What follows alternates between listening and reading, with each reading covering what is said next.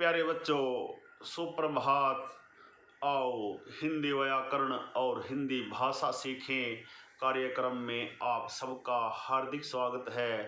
प्यारे बच्चों, आज हम NCERT द्वारा कक्षा 7वीं के पाठ्यक्रम में शामिल एक तिनका नामक कविता का सार अथवा सारांश तथा इसके अभ्यास के महत्वपूर्ण प्रश्नोत्तर सीखने का प्रयास करेंगे। प्यारे बच्चों, एक तिनका हिंदी के सुप्रसिद्ध रचनाकार श्री अयोध्या सिंह उपाध्याय जी की महत्वपूर्ण रचना है, जिसमें उन्होंने मनुष्य को कभी भी किसी भी बात पर घमंड न करने की सीख दी है। प्यारे बच्चों, आइए एक तिनका नामक कविता के शब्दार्थ जान लेते हैं ताकि सार अथवा सारांश को समझने में आसानी रहे। ऐंठा अकड़ा मुंडेरे छत का किनारा, तिनका सूखी घास का टुकड़ा, बेचैन परेशान दुख ना दर्द होना, मुठ मोड़कर गोल किया हुआ कपड़ा, दबे पांव भागना चुपके से निकल जाना, ढब उपाय। प्यारे बच्चों, आइए एक तिनका कविता का सार अथवा सारांश भी जान लेते हैं। प्यारे बच्चों, इस कविता में कवि अयोध्या सिंह उपाध्याय ने घमंड ना करने की सीख दी है। उन्होंने बताया है कि किसी घमंडी का घमंड तोड़ने के लिए एक छोटा सा तिनका ही काफ़ी है। एक बार कवि घमंड से भरा छत के किनारे पर खड़ा था। उसी समय कहीं दूर से एक छोटा सा तिनका आकर उसकी आंख में गिर गया। प्यारे बच्चों, वह दर्द से बेचैन हो गया। बेचैनी में वह अपनी आंखें मलने लगा, जिससे आंखें लाल होकर दुखने लगी। आंख से तिनका निकालने के लिए अन्य लोग भी आकर कपड़े के मूंठ बनाकर आंख को दबाने लगे। इतने सारे लोगों को एक तिनके के आगे लाचार देखकर कवि का घमंड टूट गया। प्यारे बच्चों, बहुत प्रयासों के बाद वह तिनका आंख से निकल गया। तिनका तो निकल गया, लेकिन उनकी बुद्धि ने उसे समझा दिया कि इस संसार में कोई सर्वश्रेष्ठ नहीं है। वह अपने घमंड में किस लिए अकड़ रहा था। जब वह एक छोटे से तिनके के आगे इतना लाचार हो गया, उसके अहंकार को चूर चूर करने के लिए एक तिनका भी बहुत है। प्यारे बच्चों, यह था एक तिनका नामक कविता का सार अथवा सारांश। आशा है आपको अच्छी प्रकार से समझ में आया होगा। प्यारे बच्चों, आइए एक तिनका नामक कविता के अभ्यास के महत्वपूर्ण प्रश्नोत्तर सीख लेते हैं। पहला प्रश्न देखिए, नीचे दी गई कविता की पंक्तियों को सामान्य वाक्य में बदलिए। प्यारे बच्चों, यहाँ कविता की 2 पंक्तियाँ दी गई हैं और उन पंक्तियों को सामान्य वाक्य में बदलकर दिखाया गया है। इन्हीं के आधार पर हमें आगे दी गई पंक्तियों को सामान्य वाक्य में बदलना है। पहली पंक्ति जो उदाहरण रूप दी गई है, देखिए, एक तिनका आँख में मेरी पड़ा। इसका सामान्य वाक्य बनेगा, मेरी आँख में एक तिनका पड़ा। दूसरा वाक्य देखिए, मूठ देने लोग कपड़े की लगे, लोग कपड़े की मूठ देने लगे।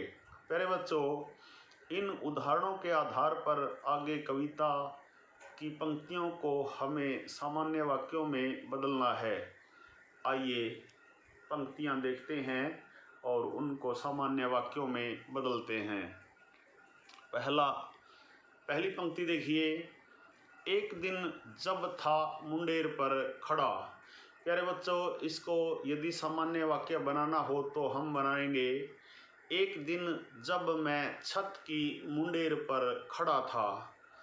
कविता की दूसरी पंक्ति देखिए, लाल होकर आंख भी दुखने लगी, अर्थात आंख लाल हो गई और दर्द करने लगी। तीसरी पंक्ति देखिए, ऐंठ बेचारी दबे पांव भागी, ऐंठ बेचारी दबे पांव भागी। इसका सरल वाक्य देखिए, मेरे अंदर जो घमंड के भाव थे चुपके से भाग गए, अर्थात मेरा घमंड दूर हो गया। चौथी पंक्ति देखिए, जब किसी ढब से निकल गया तिनका, जब किसी ढब से निकल तिनका गया। सरल वाक्य देखिए, जब किसी तरह से तिनका निकल गया। प्यारे बच्चों, आइए प्रश्न नंबर 2 जानते हैं।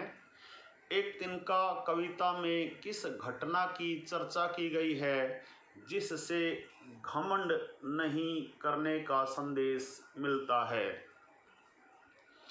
प्यारे बच्चों, एक तिनका कविता में कवि ने एक छोटे से तिनके का जिक्र करते हुए बताया है कि एक दिन जब वह अपनी छत पर खड़ा था तो एक तिनका उड़कर आया और उसकी आंख में पड़ गया।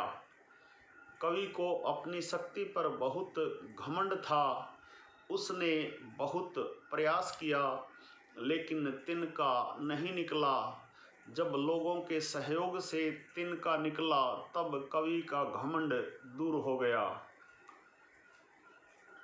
प्यारे बच्चों, प्रश्न नंबर 3 देखिए, आँख में तिनका पड़ने के बाद घमंडी की क्या दशा हुई? आँख में तिनका पड़ने के बाद घमंडी को बहुत कष्ट हुआ। घमंडी कवि की आँख लाल होकर दुखने लगी और वह दर्द से बेचैन हो गया। प्रश्न नंबर 4 देखिए, घमंडी की आँख से तिनका निकालने के लिए उसके आसपास लोगों ने क्या किया?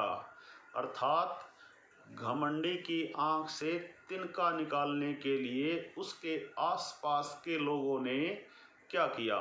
प्यारे बच्चों, घमंडी की आँख से तिनका निकालने के लिए आसपास के लोगों ने कपड़े की मूठ बनाकर आँख में से तिनका निकाला। इस तरह से घमंडी लेखक की सारी ऐंठ निकल गई। प्रश्न नंबर 5 देखिए, एक तिनका कविता में घमंडी को उसकी समझ ने चेतावनी दी, ऐंठता तू किस लिए इतना रहा, ऐंठता तू किस लिए इतना रहा, एक तिनका है बहुत तेरे लिए। इसी प्रकार की चेतावनी कबीर ने भी दी है। तिनका कभू न नींदिए पाँव तले जो होए, कभू उड़ी आँखिन परै पीर घनेरी होए। प्यारे बच्चों, इन दोनों में क्या समानता है और क्या अंतर है, लिखिए। प्यारे बच्चों, उपर्युक्त दोनों काव्यांशों में यह समानता है कि छोटा तिनका भी आँख में पड़ जाए तो मनुष्य को बेचैन कर देता है।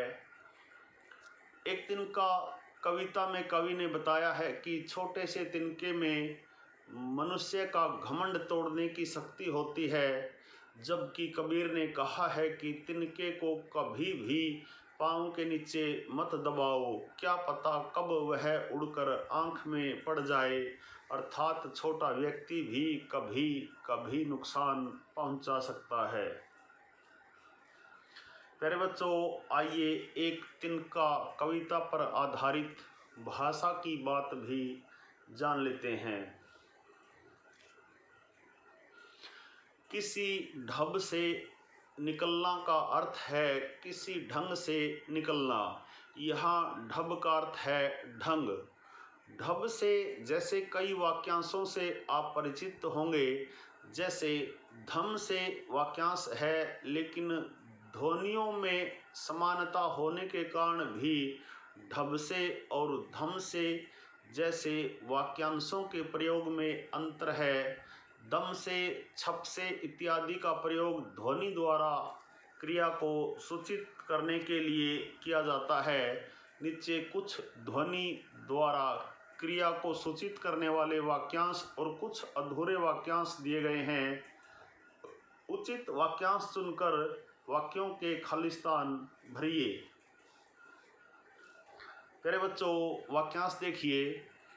छप से, टप से, थर से, फुर से, सन से। अब दिए गए वाक्यांशों को इन खालिस्तानों में भरना है। मेंढक पानी में खालिस्तान कूद गया।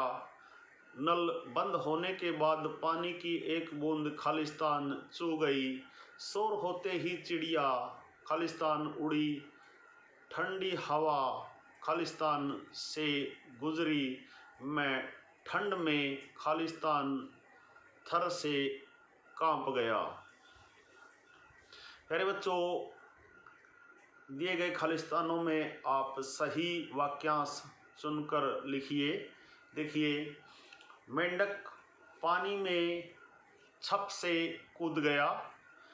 नल बंद होने के बाद पानी की एक बूंद टप चू गई, अर्थात टप से चू गई। शोर होते ही चिड़िया फुर से उड़ी। ठंडी हवा सन से गुजरी और मैं ठंड से थर से कांप गया। प्यारे बच्चों, आइए एक तिनका नामक कविता पर आधारित कुछ अन्य महत्वपूर्ण प्रश्नोत्तर भी जान लेते हैं। एक तिनका कविता से क्या संदेश मिलता है? प्यारे बच्चों, एक तिनका कविता से यह संदेश मिलता है कि मनुष्य को कभी भी घमंड नहीं करना चाहिए।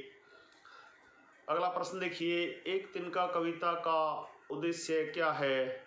एक तिनका कविता का उद्देश्य यह है कि मनुष्य को घमंड न करते हुए छोटे बड़े, गरीब अमीर सबको समान दृष्टि से देखते हुए व्यवहार करना चाहिए। अगला प्रश्न देखिए, एक तिनका कविता के कवि कौन हैं? एक तिनका कविता के कवि अथवा लेखक श्री अयोध्या सिंह उपाध्याय हरि औध जी हैं। अगला प्रश्न देखिए, एक तिनका कविता में तिनका किसका प्रतीक है? एक तिनका कविता में तिनका निम्न वर्ग का या गरीब वर्ग का प्रतीक है। एक तिनका कविता में मैं किसका प्रतीक है?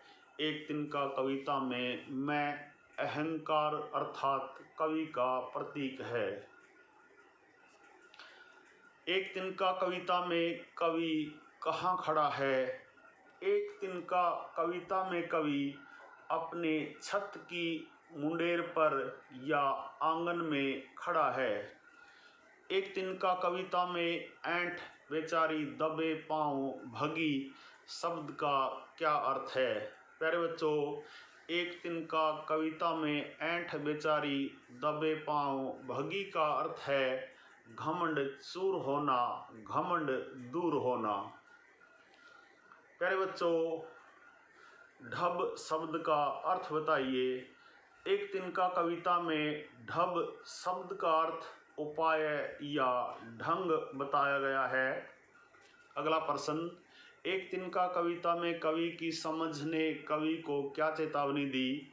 एक तिनका कविता में कवि की समझ ने कवि को चेतावनी दी कि तुम इतना घमंड क्यों करते हो। एक तिनका ही तुम्हारा घमंड तोड़ने के लिए पर्याप्त है। प्यारे बच्चों, यह थे एक तिनका नामक कविता के अभ्यास के महत्वपूर्ण प्रश्नोत्तर। आशा है आपको अच्छी प्रकार से समझ में आए होंगे। प्यारे बच्चों, एक तिनका नामक कविता का सार अथवा सारांश तथा इसके अभ्यास के एवं अन्य महत्वपूर्ण प्रश्नोत्तरों पर आधारित आज का यह छोटा सा वीडियो यदि आपको पसंद आए तो इस वीडियो को लाइक, कमेंट और ज़्यादा से ज़्यादा शेयर ज़रूर करें। प्यारे बच्चों, संगम टीवी हिंदी व्याकरण ज्ञान का एक जरिया है जिसमें हिंदी व्याकरण और हिंदी भाषा के पाठों का सबसे सरल और सटीक विश्लेषण किया जाता है। प्रतियोगिता परीक्षाओं के लिए भी सामान्य ज्ञान प्रश्नावली पर आधारित प्रश्न प्रस्तुत किए जाते हैं। समय समय पर प्रेरणादायक हिंदी कविताएं, कहानियाँ, प्रसंग, निबंध आदि भी आपको सुनाए जाते हैं। प्यारे बच्चों, यदि आप वास्तव में गंभीरता के साथ हिंदी व्याकरण और हिंदी भाषा को सीखना चाहते हैं तो आपके अपने YouTube चैनल संगम टीवी हिंदी व्याकरण को सब्सक्राइब जरूर करें और वीडियो पर दिए बेल आइकन को ज़रूर दबाएं ताकि संगम टीवी हिंदी व्याकरण पर पढ़ाए जाने वाले पाठों का सबसे सरल और सटीक विश्लेषण YouTube पर अपलोड होते ही उसका नोटिफिकेशन सबसे पहले आपके पास पहुँचे। प्यारे बच्चों, खुश रहें, मस्त रहें, योगा करें, स्वस्थ रहें। आपका दिन मंगलमय हो।